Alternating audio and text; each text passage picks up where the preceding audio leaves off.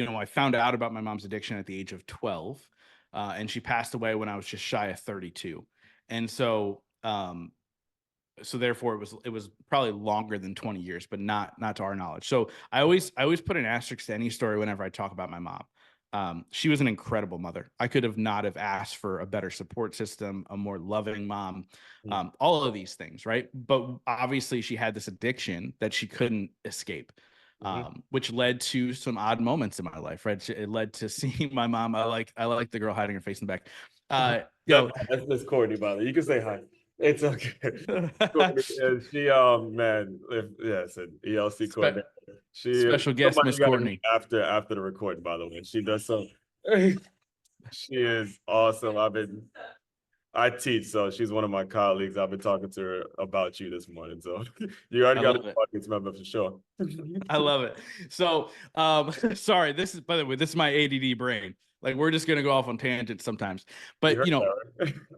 yeah. So, with that being said, I would wake up some mornings and not know what mom I would have to deal with that day. Was it my loving mom who supported me and made me feel like a superhero and said, you can do whatever you want? Because as a matter of fact, me doing the crazy stuff now, launching a podcast when people didn't know what podcasts were, doing live events, launching multiple businesses, doing all that stuff. I really feel the reason I can do that is because my mom truly believed that any crazy idea that I had that I could go do, right? So I owe a lot of my success to her. I also owe a lot of my life lessons to her. Now, this is a perspective shift, right? Like when you're younger, you have two options. You can watch your parents, and if you don't like what they're doing, you go, well, I guess that's just life. Or you can watch your parents and go, well, I don't want that.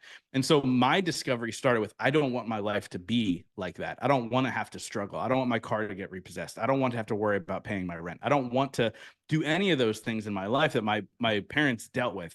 Right. No, on the flip side, I didn't really know what I wanted, right? That's really where curiosity and self-awareness came into play, right? Asking questions, trying new things, finding mentors, being aware of my strengths and my weaknesses.